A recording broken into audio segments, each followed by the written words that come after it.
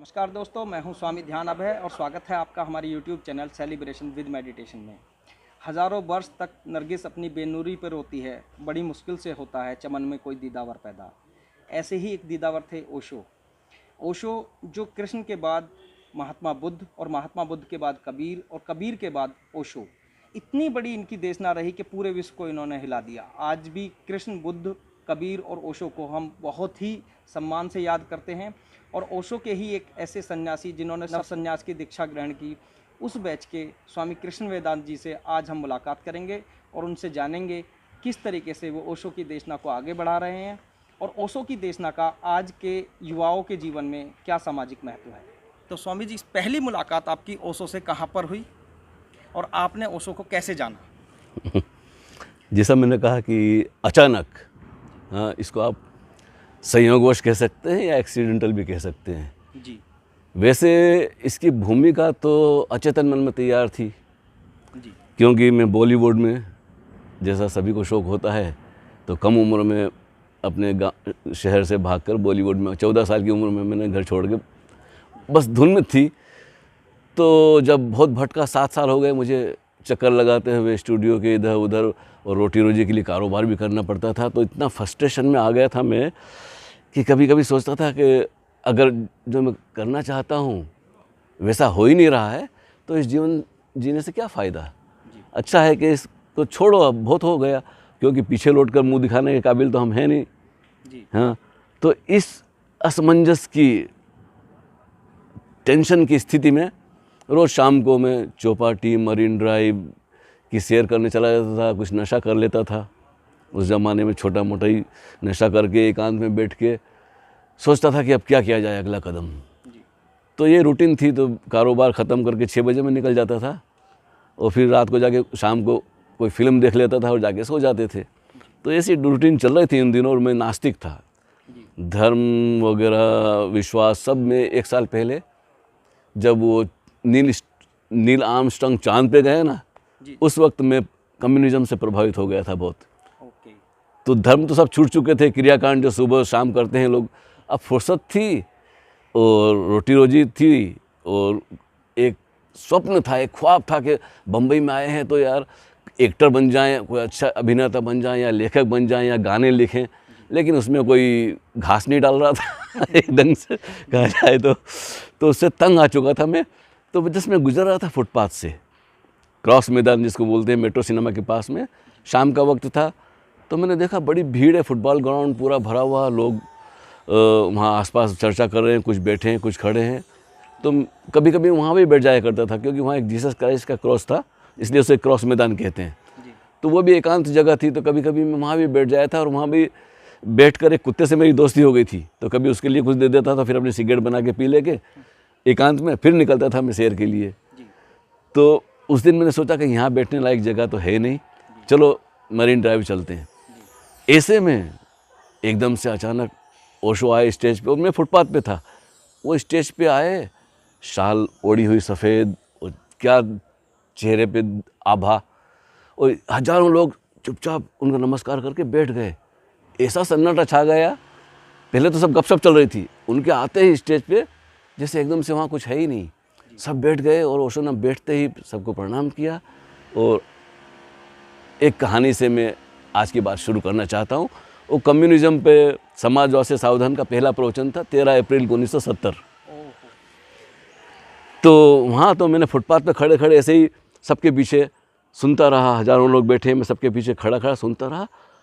5, 10, 15 minute ऐसी भाषा, ऐसी हिंदी और ऐसी लयबद्धता, ऐसा माधुर्य मैंने कभी सुना नहीं था।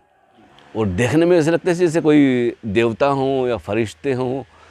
हाँ, और इतनी सहजता और इतनी लॉजिकली वो बयान कर रहे थे चीज़ें। तो फिर मैं 15-20 मिनट बाद सबसे आखिर में जाके बैठ गया और पूरा प्रवचन सुना। बस वो वहीं से मेरी शुरुआत हुई थी और फिर पूरा हफ्ता वो पूरी सीरीज़ सुनी मैंने। तो आज जब स्वामी जी आप पलट के देखते हैं तो ऐसा लगता होगा आपको कि आपका जो कम्युनिज्म का भूत था उसी को उतारने के लिए ओशो पहले दिन आपसे मुलाकात हाँ, नहीं मुलाकात तो नहीं हुई, दूर से देखा। मुझे तो उनका नाम भी पता नहीं था ठीक से। लोग बोल रहे थे रजनीश आचार्य वगैरह, तो मुझे नहीं पता ये उन्हीं के बारे में बातें कर रहे हैं। लेकिन बस फिर वो सोचता था कि लिख लूँ कुछ जो बोला है, लेकिन क्या क्या लिखोगे आप। तो वो जो नशा वगैरह सब एकदम से भूल गया। मैं बोला कब चाय पियो घर पे जाके और फिर कुछ लिख लो जो याद किया, सुना था आज लिख लेते हैं। तो लिखना तो असंभव था सब कुछ, और बस बेचैनी थी कि चलो कल चलते हैं, परसों चलते हैं। रोज़ जाते जाते हफ्ता भर पूरा हुआ, और फिर गलती ये हो गई मुझसे कि मैंने पता नहीं लगाया कि वो कौन थे, कहाँ थे, क्या थे। आचार्य रेड्डी से सब कुछ सुना था, तो फिर मैं उसी फुटपाथ से रोज़ गुजरने लगा, लेकिन कोई अता पता नहीं। तो स्वामी जी, पहली रूबरू मुलाकात आपकी कहाँ पर हुई ओशो से? हाँ, तो ये सिलसिला चलता रहा, और जुलाई में भी फिर मैंने पंच महावाक्य पर सुना, अहिंसा, अचौर्य, अकाम, अप्रमाद, अपरिग्रह। ये शिक्षा मुझे जैन धर्म में भी बचपन में मैं जैन स्कूल में पढ़ा था, दिगंबर जैन स्कूल में। तो वहाँ जो इनके अर्थ बताए गए थे, उससे कहीं बड़ी गहराई और ऊंचाई थी उनकी व्याख्या में। अहिंसा जिसको हम समझते हैं ना, दूसरों को दुख नहीं देना, तो उन प्रवचनों में उन्होंने गांधी को भी बहुत, महात्मा गांधी को, और पहली व्याख्यान जो माला थी समाजवाद से सावधान, उसमें भी पॉलिटिक्स और गांधी और ऐसे सभी लोगों को उन्होंने बहुत लपेटा और बड़ी कड़ी आलोचना की थी। तो मैं बोला कि इतना साहस, ऐसा दुस्साहस तो साधारण व्यक्ति में नहीं हो सकता। और सवालों को जो जवाब दिए उन्होंने, क्या व्यक्ति सोचते रह जाए कि मैंने ऐसा सोचा ही नहीं था। तो ये जुलाई के में मैं कन्विंस हो गया कि धर्म पॉलिटिक्स ही नहीं, समाज और सोसाइटी और यही नहीं, धर्म में भी इनकी बड़ी ऊंची पैठ है। तो मन में आया कि बस यही गुरु हैं हमारे। और फिर दिसंबर में 25 दिसंबर 1970 से लेके 2 जनवरी 1971 वल्लभ भाई पटेल स्टेडियम में मेडिटेशन कैंप था। तो उसकी खबर मुझे अखबार में मिली, किसी ने मुझे ला के दी, एक मित्र ने। तो पहला मैंने मेडिटेशन कैंप किया, और पहले ही दिन सक्रिय ध्यान किया। तो कभी सुना नहीं था ऐसा ध्यान करने के बाबत। और सामने ओशो बैठे थे, संगीत वगैरह कुछ नहीं था, 400-500 लोग होंगे, और सक्रिय ध्यान करने के लिए कुछ 15-20-25, ज़्यादा से ज़्यादा 15-20 लोग ही तैयार हुए थे। तो उस दिन जो मैंने ध्यान किया, तो उस दिन तो मेरा पागलपन मेरे अंदर जो था, जो हिपोक्राइट था, जो क्रोध था, जो ईर्ष्या थी और जो दमन था, वो एक लपट की तरह, और मेरा शरीर बेकाबू होने लगा, और मन एकदम, उन्होंने कहा ना पूरी स्वतंत्रता है। तो सांस के बाद, खींचने के बाद दूसरे स्टेज में तो मैं बिल्कुल पागल हो गया, और उल्टा घूमने लगा, मतलब उल्टे पाँव ऐसे चक्कर लगाने लगा। काफ़ी बड़ी जगह थी, तो उन्होंने बोला कि कंट्रोल नहीं करना है, जो होता है उसको होने देना है। तो मैं बेफिक्र होकर खूब किया, तो उसमें मेरे पाँव में मोच भी आ गई, पाँव ऐसा सूज गया था प्रवचन के सेशन के बाद। तो ये मेरी घटना घटी। और फिर जब वो पूरा सीरियल ख़त्म हो गया 2 तारीख का जनवरी का, तो उन्होंने अनाउंस किया कि जिन लोगों ने यहाँ ध्यान किया है उनको कंटिन्यू रखना है ध्यान। तो घर पे तो मैं कर नहीं सकता था, क्योंकि मैं ऐसी सोसाइटी में था जहाँ बिल्कुल संभव नहीं था। तो उन्होंने एक एड्रेस दिया कि मलबार हिल पर सागरदीप नाम की एक जगह है, वहाँ ध्यान की व्यवस्था है। तो जो भी मित्र जाना चाहें वहाँ सुबह जाके 6 से 7 ध्यान कर सकते हैं, ऐसा उन्होंने एड्रेस बताया। अब इतनी भीड़ में मैंने सुना, आधा सुना, तो मैं उनके पास पहुंचा। जब उतरने लगे स्टेज से, मैंने कहा आचार्य जी वो एड्रेस मुझे फिर से दे दीजिए, क्योंकि मैं वो ध्यान में शामिल होना चाहता हूं। तो उन्होंने कहा अच्छा 1 महीना ध्यान करो, फिर आकर मुझसे मिलो।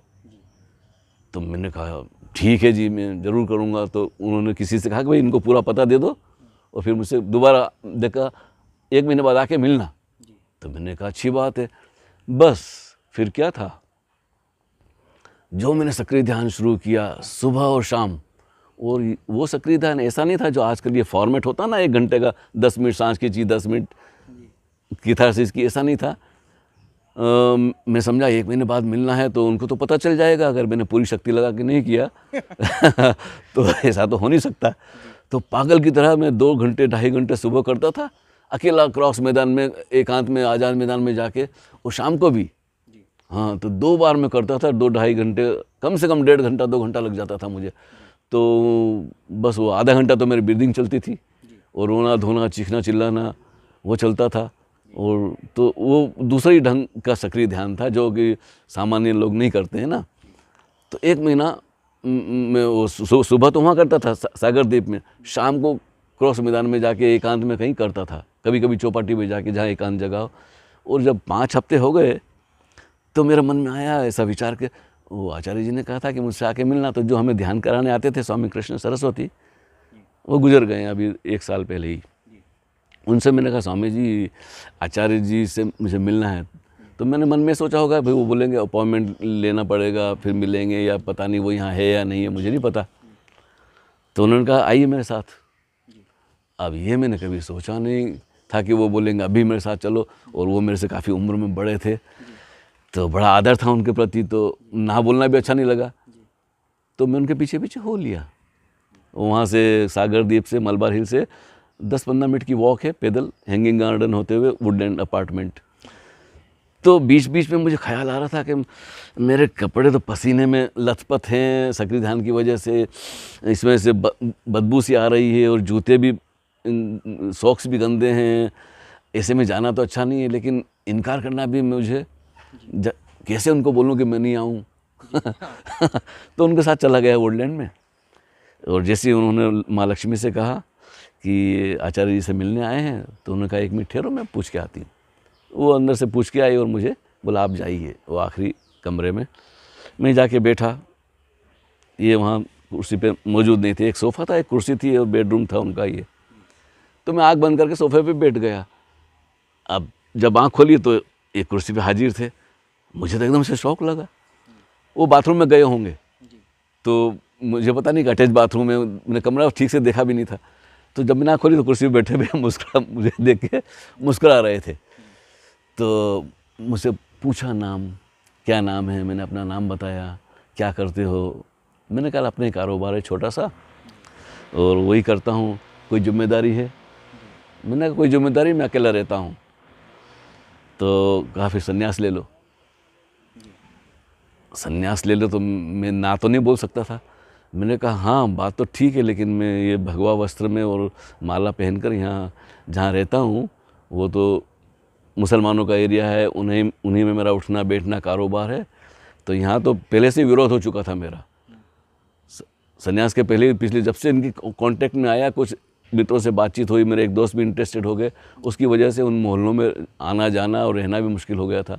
तो मैंने कहा ये तो वो तो मुझे समझ लो मार डालेंगे पहले से ही वो बहुत। तो उन्होंने कहा कोई बात नहीं, तुम्हें मैं माँ आनंद मधु के पास भेज दूंगा आजोल में। तो मैंने कहा फिर मैं माउंट आबू में संन्यास लूँगा शिविर में। बस इतनी सी बात हुई और मैंने उनको झुक के प्रणाम किया और अपनी बस पकड़ी और अपने कारोबार, घर पे गया, नहाया धोया, कपड़े पहन के जब बाज़ार में गया तो मेरी हालत ख़राब हो चुकी थी। मतलब कि कहीं दिल ना लगे मेरा, ऐसा लगता है कि मैं इतनी जल्दी उठ के क्यों आ गया। मुझे तो वहीं बैठे रहना चाहिए। बैठना भी असंभव हो रहा था, हाँ आने के बाद फिर दुख भी हो रहा था। हाँ, तो ऐसा लग रहा था कुछ ये नाभि केंद्र जो है ना, जैसे मुझे वो खींच रहे हैं। लेकिन अब कैसे, अभी तो मैं मिल के आया था, अब कैसे भी जाऊँ वापस। तो दिन भर मैं बहुत परेशान रहा। किसी ने कहा मेरी दुकान पे बैठ जाओ, आधे घंटे में आता हूँ। तो मेरे एक मित्र थे ताराचंद, वो कहीं काम से गए, आधा घंटा उनकी दुकान पे बैठना ऐसा भारी पड़ा। मैं लगा कि कब आए और मैं छोड़ के वापस जाऊँ वुडलैंड। तो इस दिन भर खिंचाव रहा, भूख भी नहीं लगी। मैंने लस्सी पी, जूस पिया। तो दिन भर तो मैं अपने आप को कंट्रोल करता रहा, लेकिन अंदर से ऐसी फीलिंग आई कहीं खुले में भाग जाऊँ, चौपाटी बीच पे या मरीन ड्राइव पे या खुले मैदान में। ये बाज़ार में मेरा दिल नहीं लग रहा है। और बार बार उनकी याद आए, उनका चेहरा मुझे अपने मन के पर्दे पे दिखे। तो शाम तक तो मैंने कंट्रोल किया। फिर घर पे गया तो लेट गया, तो नींद ना आए। किताब पढ़ी थी संभोग से समाधि की ओर, वो खोल के पढ़ने लगा। तो वो एक बच्चे की, एक लड़के की, एक पेड़ की कहानी है। वो पढ़ने लगा तो रोना आए मुझे। 2 पेज पढ़ूं और रोने लगूं, 2-4 लाइन पढ़ूं फिर रोने लगूं। तो मैंने बोला यहाँ तो मैं घर से निकल गया। रात को 12:30-1 बजा होगा शायद, बसें बंद हो चुकी थी। तो बस ऐसा लगे जैसे वो मुझे बुला रहे हैं। और दौड़ता हुआ सड़क पे, रास्ते में फूल माला भी ले ली मैंने, क्योंकि मुझे ऐसा लगा कि उनके कमरे में मैं गया था तो ऐसी गंध सी मुझे महसूस हो रही थी। और ये ऐसी ही गंध है फूलों की भी, जैसी उनके पास सुबह मुझे लगी थी। तो मैंने वो माला भी, फूलों की माला अच्छी बनवा के ले ली और दौड़ता रोता हुआ मेरा ख्याल 2-2:30 बजे पहुंच गया होऊंगा वुडलैंड। नीचे गार्ड ने मुझे रोक लिया, कहाँ जा रहे हैं आप, यहाँ रहते हैं? मैं बोला नहीं। तो बोला ये विजिटर का टाइम नहीं है, आप कल आइए। मैंने उसको रिश्वत देनी चाहिए कि भाई कुछ तो करो, मेरी हालत बहुत ख़राब है। इतने में उनका कुक आया, जो महाराज जो खाना बनाता था ना औरतों के लिए, उसने मुझे सुबह देख लिया था वहाँ आते हुए, और शायद उसने मुझे चाय भी पिलाई थी, मुझे ठीक से याद नहीं है। तो वो उनका भोजन बनाने वाला था, तो वो इतने में कहीं से आया, तो उसने मुझे देखा, अरे यहाँ क्या कर रहे हो, तुम तो सुबह आए थे। मैं बोला हाँ। तो मैंने बोला उनको बोलिए आचार्य जी को मैं मिलने आया हूँ और मेरी हालत बहुत ख़राब है और अब भी मिलना है मुझे। तो उन्होंने कहा तुम यहाँ बैठो, मैं जाके उनको बताता हूँ। तो मैं लॉन में बैठ गया। बैठे बैठे तब मुझे होश आया, ठंडी हवा, चांदनी रात और सन्नाटा। तो मुझे आया कि मैंने ये क्या पागलपन किया, आधी रात को भागता हुआ आ गया। तब मुझे अपने शरीर का आउट ऑफ कंट्रोल हो चुका था ना, मन और अपना शरीर दोनों ही आउट ऑफ कंट्रोल। पहली बार मेरे जीवन में ऐसा हुआ। तब मैंने अपने आप में बड़ी गिल्टी में अपराध भाव सा महसूस हुआ मुझे। और फिर मैं लौट के घर आया तो सुबह 4 बज चुके थे। मैं बोला अब तो सक्रिय ध्यान का टाइम होने वाला है। तो फिर सक्रिय ध्यान के लिए चला गया। उसके बाद फिर मैं घर पे आया, फिर तैयारी मैंने की, नहाया धोया, अच्छे कपड़े पहने, और मन में लगा कि कम से कम जाके मुझसे क्षमा मांगू कि मुझसे गलती हो गई, नहीं तो सोचेंगे ये क्या पागलपन है, कैसा लड़का है। तो ना तो बाज़ार में जाने की इच्छा हो, ना अपने आप पे कंट्रोल हो। तो मैं बोला चलो उनसे जाके क्षमा तो मांग लें। तो मैं फिर वुडलैंड पहुंच गया कुछ 10 बजे के करीब, 9:30 बजे के करीब, शर्माते हुए, झिझकते हुए। और मैं जैसे अंदर गया तो माँ लक्ष्मी बोली भैया तुम रात को यहाँ आए थे। मैं बोला गलती हो गई, पता नहीं कैसे हो गया, क्या करूँ। बोला जाइए, वो आपके लिए इंतज़ार कर रहे हैं। तो बस उनके पास जाके बैठा तो मुझे ऐसा लगा जैसे ये मुझे जानते हैं और मैं भी इनको जानता हूँ। अब पता, ये तो पहले मुलाकात में ऐसा लगा था मुझे जैसे हम एक दूसरे को जानते हैं, और ये बताते क्यों नहीं कि कहाँ मिले थे, क्या हुआ था। तो उस वक्त तो मेरे मुँह से कुछ नहीं निकला, बस बैठा रहा। शर्मिंदा भी था, और फिर उन्होंने खुद ही कहा कि जो होता है होने दो, हाँ ये रुदन निकल जाने दो। तो 5-10 मिनट बैठा मैं, और फिर सब ठीक हो गया। आंखों में आंसू लिए मैं लौट गया। तो पहली मुलाकात का असर, तब तो बात करता हूँ तो आज भी भी वैसा ही दिखता है। ऐसा लगता है जैसे कोई वहाँ एक केंद्र है, जैसे बटन है जिसको आपने टच की तो भावनाएं। तो स्वामी जी आपका संन्यास कहाँ पे हुआ? माउंट आबू में। हाँ माउंट आबू के शिविर में आपने पहली बार? हाँ, पहले बार ईशावास्य उपनिषद का था, 4 अप्रैल 1971 का, 4 अप्रैल 1971 71 का। तो वहाँ उन्होंने वो बीच में, मैं कई बार वुडलैंड भी गया, उनसे बात भी होती रही। वो मुझे पूछते भी थे कि सन्यास की तैयारी है ना? जी। मैं था हाँ जी तैयारी है। तो वो याद दिलाते थे कि वो ऐसा मत भूल जाना कहीं। तो फिर तो मेरी इस बीच में जो पहली मुलाकात हुई उनसे वुडलैंड में और माउंट आबू के बीच में कई मुलाकात हुई। तो मैं कभी कभी वो पूछते थे क्या कुछ पूछना है, ध्यान कैसा चल रहा है, कुछ पूछना है। तो मेरे मन में से एकदम से ब्लैंक हो जाता था। पहले मैं सोचता था कि आज ये पूछूंगा, तो फिर मैंने उपाय निकाला कि इनको लिख के कुछ दिया जाए। तो मैं कुछ लिख के दिया करता था उनके हाथ में कागज़, 1 पेज दे देता, तो वो पढ़ के बहुत खुश होते, बोलते बढ़िया है, और कुछ बात बता देते थे। तो मेरा आदान प्रदान, और फिर वो मिलने का बहाना भी बन गया कि भाई कुछ लिख दो। तो हफ्ते में 2 या 3 बार कम से कम में कुछ ना कुछ लिख के 2-3 पेज, 1 पेज 2 पेज कविताएँ, वो पढ़ के बड़े खुश होते, बोलते बहुत बढ़िया। तो ये मेरा चलता रहता था। फिर माउंट आबू से में उन्होंने माँ आनंद बंधु के साथ मुझे एक छोटे से गांव में आजोल गुजरात में, उसका नाम था विश्व नीड कम्यून, अभी भी है वो? अभी भी है शायद, पता नहीं क्या हो रहा है वहाँ। तो वहाँ मैं चला गया, और वहाँ कुछ 25-30 सन्यासी और भी थे, सब यंग थे हम लोग। तो वहाँ रहे करीब 6 महीने वहाँ गुजारे हमने। अच्छा स्वामी जी, जब आप सन्यासी हो गए, ओशो के पास आपने रहना शुरू कर दिया, आपको कौन सा काम दिया गया? क्या हुआ कि पहली बार जब उन्होंने कहा ना संन्यास ले लो, वो मैं तुम्हें मधु के आश्रम में भेज देता हूँ, तो वहाँ खूब ध्यान करना। तो मैं ज़रा स्वावलंबी किस्म का व्यक्ति था, बड़ा कहना चाहिए अहंकारी कहो, कि मैं मुफ्त में किसी से कुछ लेना पसंद नहीं करता था। मैंने उनको उसी वक्त कहा था कि मैं मुफ्त में वहाँ कुछ नहीं, अच्छा नहीं लगेगा मुझे कि मैं तो उन्होंने कहा कि कोई बात नहीं, तुम साहित्य बेचना और उसमें तुम्हें 30-40% मिलेगा, और गांव में जाके लोगों से मिलना और साहित्य बेचना, ऐसा उन्होंने कह दिया था। तो मैं फिर वहाँ से एक अज्ञात यात्रा पे, मतलब ज्ञात यात्रा थी, साहित्य लेकर 2 थैले भर के मैं गुजरात के गांव-गांव में बेचने में निकल गया था कुछ 1 महीने के लिए। तो पहला काम वो था। और फिर वहाँ से जब बड़ी लंबी यात्रा है, स्वामी जी संक्षिप्त में क्या कहें कि सबसे पहला काम आपने पूछा है तो मुझे उन्होंने पत्रों के जवाब देने का काम दिया। जो भी हिंदी के पत्र आते थे भारत से, तो वो रहस्यमयी ढंग से मुझे पूना बुला लिया। मैं अज्ञातवास में यहाँ भी आया था 74 में। तो उस यात्रा से जब मैं घूम रहा था भारत में, तो किसी ढंग से उन्होंने मुझे खींच लिया और मुझे पहला काम उन्होंने यही कहा कि तुम्हें हिंदी पत्रों के जवाब देना है। तो पहला काम वही था मेरा। वैसे सब काम किए, झाड़ू भी लगाई है, सफाई भी की, सारे काम आश्रम में जो भी होते थे सब किए मैंने। स्वामी जी, आज जो ओशो सन्यासी हैं उनके जीवन में तो इतनी प्रॉब्लम्स नहीं है ओशो के सन्यासी होने के बावजूद। उस वक्त ओशो का सन्यासी होना अपने आप में कितना मुश्किल था? एक चैलेंज था, चुनौती थी, क्योंकि लोग मजाक भी उड़ाते थे और हरे राम हरे कृष्णा दम मारो दम, ये हिप्पी टाइम का जो था मूवमेंट। तो जैसे मैं रेस्टोरेंट में चाय पीने जाऊं तो बोलेंगे ये कैसे सन्यासी हैं, और तो मतलब हर जगह ताने तंज आपको सुनने को मिलते थे और लोग अजीब और गरीब सवाल भी पूछते थे। तो वो आसान नहीं था। अच्छा, उस वक्त की जो आपके साथ महिला सन्यासी थी, उन्हें भी बहुत तकलीफ का सामना करना पड़ता? हाँ, पूरा परिवार विरोध करता था उनका।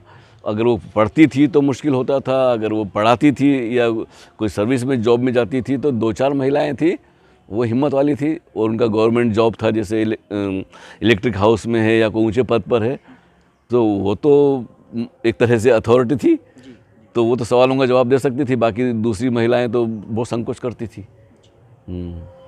स्वामी जी, महिलाओं के जीवन में ओशो का जो पर्दापरण है, बहुत सारी महिलाओं ने अपने आप को चेंज किया है ओशो को सुनने के बाद, पढ़ने के बाद। उनके अंदर आत्मविश्वास आया है।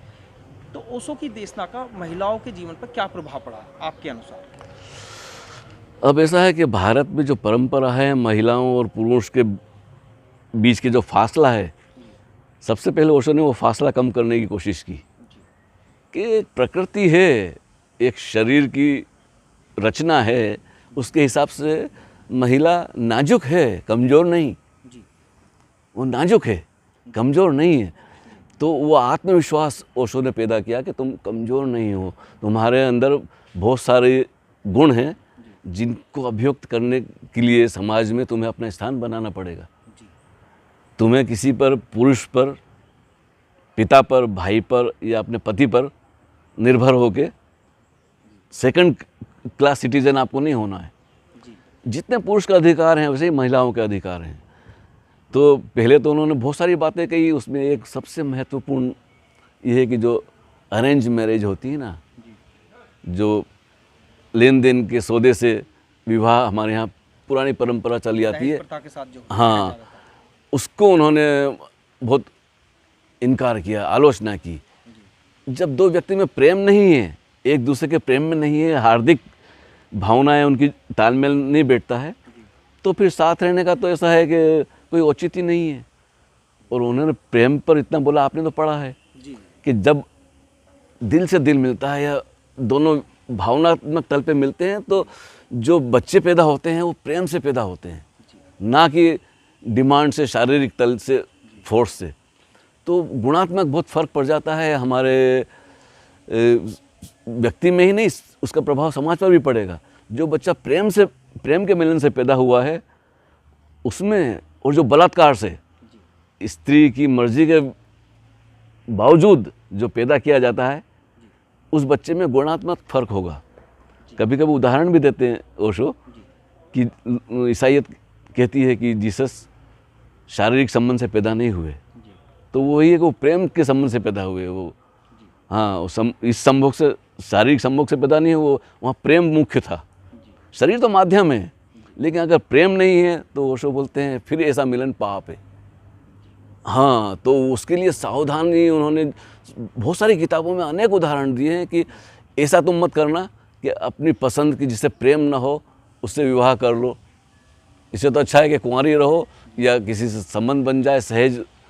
और उतना ही साथ में रहने की उन्होंने कहा कि जब तक आप एक दूसरे का आदर करते हैं, प्रेम करते हैं, तब तक ही आपको साथ में रहना। अगर कल आपके दिल में ना हो तो उनसे क्षमा करना, मैं थोड़े दिन अकेले रहना चाहती हूँ। क्योंकि इतनी स्वतंत्रता अगर स्त्री को नहीं है तो फिर वो एक तरह की गुलामिक मानसिकता उसकी बन जाती है कि कुछ भी कहने से डरती है, वो इनकार करने से डरती है। तो उसका स्वीकार और इनकार उसका अपना हक है। स्वामी जी, आज के युवा के लिए ओशो की देशना कितनी लाभदायक है? बहुत लाभदायक है। आज ही नहीं, आने वाली पीढ़ियां भी ओशो को, अभी तो उनका मूल्यांकन हुआ ही नहीं है।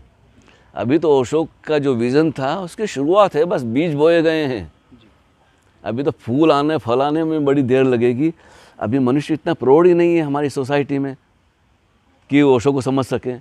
कोई हज़ारों में 2-4 लोग हैं जो वास्तव में ओशो से आकर्षित होंगे। मेजॉरिटी तो ओशो ने समाज के लिए या मेजॉरिटी के लिए नहीं बोला, उन्होंने ओशो व्यक्ति के लिए हैं। समाज एक भीड़ का नाम है, हाँ, व्यक्ति विशेष जो है बिल्कुल उसको उन्होंने ज़्यादा से ज़्यादा महत्व दिया है। तो व्यक्ति में रूपांतरण हो सकता है, व्यक्ति आकाश की ऊंचाई छू सकता है, उसके अंदर जो संभावनाएं हैं वो ध्यान के माध्यम से अभिव्यक्त हो सकती हैं। और अगर ध्यान नहीं है मनुष्य के जीवन में तो वो जो भी कलाकार होगा, कवि बनेगा या संगीतकार होगा या लेखक होगा या इंजीनियर होगा, जो भी होगा तो उसमें कुछ कमी रह जाएगी। ध्यान जोड़ने से ऐसा होता है कि किसी टोटल फ्लावरिंग होती है व्यक्तित्व की। अच्छा स्वामी जी, जो यूरोपीय कंट्रीज में होता है, पश्चिमी देशों में ज़्यादातर होता है, eat drink and B Mary. हाँ, उनका एकमात्र उद्देश्य होता है कि खाओ पियो मौज करो। और जो हमारी देशना है, आध्यात्मिक पूर्व की देशना है, उसमें आध्यात्मिक जीवन पर बहुत महत्व दिया गया है। हाँ। तो ओशो ने ऐसा कौन सा रास्ता निकाला जिसमें दोनों ही तरह के लोग संतुष्ट हो गए? क्योंकि ओशो के भक्तों में पश्चिम के बहुत ज़्यादा लोग हैं और ओशो के भक्तों में पूर्व के भी, भारत के भी बहुत ज़्यादा लोग हैं। इवन पाकिस्तान, बांग्लादेश, ऐसे बहुत सारे कंट्रीज के भी लोग ओशो के भक्त बने जो दूसरे रिलीजन्स को मानते थे। हाँ। और बिल्कुल आज अपोजिट हैं दूसरे रिलीजन्स के, इसके बावजूद भी वो ओशो को पढ़ते थे, मानते थे। तो ऐसा कौन सा रास्ता ओशो ने निकाला जिससे सभी लोग संतुष्ट हो गए? ओशो का रास्ता है प्रकृति में जो हमें दिखाई देता है दृश्य है, और जो हमें नहीं दिखाई देता है जो अदृश्य है। उन्होंने मनुष्य को पदार्थ से लेके ऊर्जा जो अदृश्य है, जिससे सारा कुछ आता है, उससे जोड़ा है। तो उसमें जात पात, देश विदेश, ये तो बड़ा संकीर्ण दृष्टिकोण है कि भारत को हम बोलते हैं ईस्ट या वेस्ट। प्रकृति में ऐसा कुछ नहीं है। मनुष्य है, स्त्री और पुरुष है, पशु है, पंछी है, पेड़ हैं, पौधे हैं, और ये सारी जो अभिव्यक्ति है वो एक ही ऊर्जा की अभिव्यक्ति है। तो ओशो की दृष्टि में कोई विदेशी नहीं है, कोई अंग्रेज, अमेरिकन, जर्मन, चाइनीज़ और भारतीय और पाकिस्तानी। ये बड़ा संकीर्ण दृष्टिकोण है और बड़ा जहरीला, ये जहरीली धारणा है। उनकी दृष्टि में तो देश, पॉलिटिक्स, ये सब विदा हो जानी चाहिए। पागलपन का एक नाम है कि हम पाकिस्तानी, हिंदुस्तानी, जर्मन, चाइनीज, इससे तो मनुष्य के बीच में बड़ी फासले पैदा हुए हैं। फिर जातियाँ जो हैं, तो मैं कहता हूँ ओशो ने जो विज़न दिया है उसके लिए शायद 1000-200-500 साल लग जाएंगे कि आदमी समझ सकेगा कि मैं शरीर भी नहीं हूँ। हिंदू मुसलमान होना तो ऐसा है कि सपने की बात है, मैं शरीर, ये मन और ये भावनाएं भी मैं नहीं हूँ।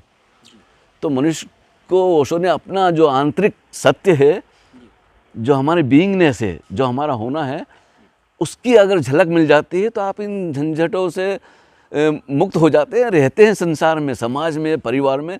लेकिन आप जानते हैं कि ये एक नाटक है, एक खेल है और मेरा कर्तव्य है। लेफ़्ट और राइट दो हैं, तो सामने वाला लेफ़्ट से आ रहा है, मुझे राइट से जाना है, तो एक नियम है, लेकिन ये व्यवहारिक है, लेकिन ये सब कुछ अल्टीमेट नहीं है। स्वामी जी, आज के युवाओं को और प्रोफेशनल्स को जोरवादी बुद्धा जो ओशो की मेन देशना है कि आप पूरे आनंदित और जॉयफुल नेचर के साथ जियो और साथ ही साथ आप आध्यात्मिक जीवन को भी जियो, तो इसको कैसे आप डिफाइन करेंगे? अब ऐसा डिफाइन करने की बात है कि हमारे पास वक्त जो है बड़ा सीमित है। ज़्यादा से ज़्यादा हम कहेंगे 24 घंटे का समय हमारे पास होता है। अब हमने पढ़ाई को और जो हम कामकाज करते हैं, नौकरी धंधा व्यापार करते हैं, इसको इतना महत्वपूर्ण बना लिया है कि हमने अपना जो निजी जीवन था उसको सेक्रीफाइस कर दिया है, बिल्कुल ये उसको निगलेक्ट कर दिया है। फिर बीच में आ जाता है इंटरटेनमेंट की दुनिया, मनोरंजन का। तो अभी जब से आईपॉड आया है, आईफोन आया है, टैबलेट आई है, कंप्यूटर आया है, तो क्या है कि लोगों को वो जो 1 घंटा सुबह मिलता था ना, कभी लोग घूमने जाते थे, अब तो सिर्फ रिटायर्ड लोग होते हैं जो सुबह मॉर्निंग वॉक के लिए जाते हैं। बाकी युवा तो उठा के ये देखता है कि भाई ईमेल ये वगैरह। तो इसका दुरुपयोग हो रहा है अभी, लेकिन इसका भी उपयोग करना लोग सीखेंगे, पहले इससे उब जाएंगे, फिर धीरे धीरे। अभी तो केओटिक सीजन चल रहा है, मतलब जो पहला जो होता है ना, जैसे हमको एकदम से कैदी को आज़ादी मिल जाए, या एकदम से भूखे आदमियों को 3 दिन 4 दिन से भूखा हो तो भोजन मिल जाए, तो वो तो अभी तो तरीके से खाते हाँ, हैं। तो अभी जो ओशो ने कहा है उसका वो अराजकता वाला समय है। जब व्यक्ति में धीरे धीरे समझ आएगी तो सारी अराजकताएँ धीरे धीरे एक लयबद्धता में होगी, तो वो नेचुरल है। तो आप अपनी कोई शायरी सुनाइए। पूरी गज़ल तो याद नहीं होगी, लेकिन एक शेर याद आया है कि क्यों रोकते हो मुझको, वाह क्यों रोकते हो मुझको जो आँखों से छलकता हूँ, वाह वाह, क्यों रोकते हो मुझको जो आँखों से छलकता हूँ, कतरा हूँ मिलने को समंदर से तरसता हूँ। वाह वाह वाह वाह। एक और शेर है, भीड़ जब अंधों की हो, भीड़ जब अंधों की हो तो आँख वाला क्या करे, वाह भीड़ जब अंधों की हो तो आँख वाला क्या करे, आग लगाए लफ्ज़ों में थोड़ा बहुत धुआं करे। वाह वाह वाह वाह। तो स्वामी जी, आपने हमें इतना वक्त दिया, ओशो की देशनाओं से परिचित कराया, ओशो के बारे में बताया, आपका बहुत बहुत धन्यवाद स्वामी जी। आपका भी धन्यवाद, और बड़ा जल्द अच्छा रहा। मुलाकात आपसे दोबारा हो। ज़रूर ज़रूर ज़रूर मुलाकात होगी। नमस्कार जी।